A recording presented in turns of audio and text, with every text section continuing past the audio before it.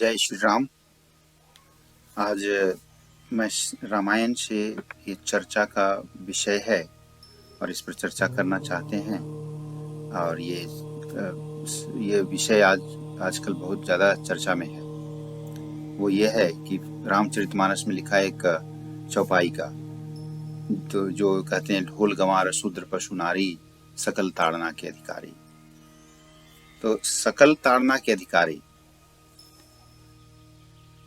इसी पर चर्चा बहुत चल रही है और चारों तरफ मीडिया में, न्यूज़ में भी इस पर डिबेट हो रहा है और पूरा हंगामा खड़ा किया हुआ है लोगों ने। लेकिन वो पूरी पंक्ति वो लोग नहीं बताते, जो भी इस पर चर्चा करते हैं वो पूरी पंक्ति नहीं बताते। उनका एजेंडा सेट है और वो नीचा दिखाना चाहते हैं हिंदू समाज को या जो भी है। वो सिर्फ इतना ही बोलते हैं ढोल गंवार शूद्र पशु नारी सकल ताड़ना के अधिकारी। लेकिन जब हम पूरी चौपाई पढ़ेंगे तब समझ में आएगा कि ताड़ना शब्द इस संदर्भ में लिखा गया है। पूरी चौपाई इस तरह है, प्रभु भल किन्ह मोहि सिख दीनी, मर जादा पुनि तुम्हरी किन्ही, ढोल गंवार शूद्र पशु नारी सकल ताड़ना के अधिकारी। ये पूरी चौपाई है। इस चौपाई में जो प्रथम पंक्ति है उसमें स्पष्ट हो रहा है कि प्रभु ने ये कह रहे हैं कि प्रभु ने भला किया कि मुझे शिक्षा दी। अब इसी शिक्षा को कुछ अन्य तरह से तुलसीदास जी ने समझाने के लिए ढोल गंवार शूद्र पशु नारी का उदाहरण दिया। हालांकि यहाँ पर भी वो सकल ताड़ना का मतलब ये नहीं कि उसको नीचा दिखाना या पीटना, ऐसा कुछ नहीं है।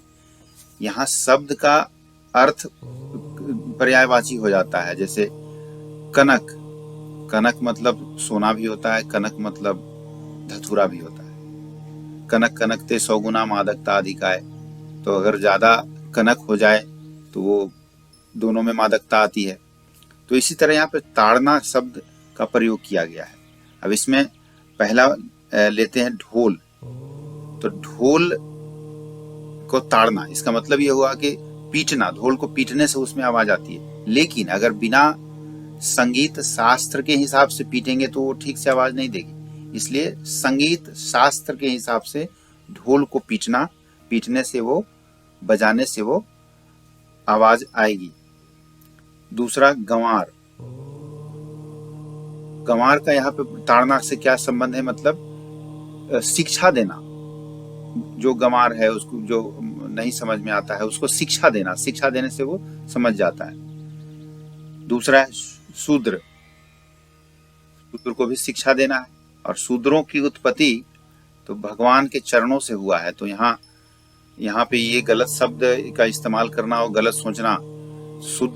शूद्र कोई ऐसा नहीं है कि कोई नीच जाति से यहाँ पे लेना देना है। शूद्र कोई भी हो सकता है, जो सेवा करे वही शूद्र। हम भी शूद्र हैं, सभी शूद्र हैं। तो जो सेवा कर रहा हो, किसी न किसी रूप से सेवा कर रहा हो, वो शूद्र है।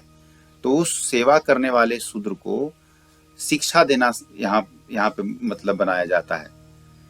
अब नेक्स्ट है पशु और नारी। तो पशु का यहाँ पे ताड़ना का मतलब ध्यान रखना, दृष्टि रखना, कि पशु अगर इधर उधर चले जाएं तो उस पे दृष्टि रखना चाहिए। अब नेक्स्ट है नारी। तो नारी को ताड़ना शब्द यहाँ पर नारी के लिए उपयोग हुआ है। तो इसका मतलब ये नहीं कि नारी के साथ बुरा बर्ताव करना या मारपीट करना, ऐसी बात नहीं है। ताड़ना का मतलब यहाँ पे देखिए, ताड़ना का मतलब पर्दा। यहाँ पे जो नारी है वो हमारे लिए 9 रत्नों में से एक है। तो उन रत्नों को जो है पर्दे में रखना है, छुपा कर रखना है, मर्यादा में रखना है। तो यहाँ पे ताड़ना का शब्द नारी के लिए मर्यादा का शब्द है, पर्दा का शब्द है। इसीलिए उन्होंने कहा है, तुलसीदास जी ने यहाँ पे मेंशन किया है, यहाँ पे लिखा है। तो जो 9 रत्न में एक आती है नारी, तो उन नारी को मारने और ये सब ताड़ना के शब्द तुलसीदास जी कैसे उपयोग कर सकते हैं?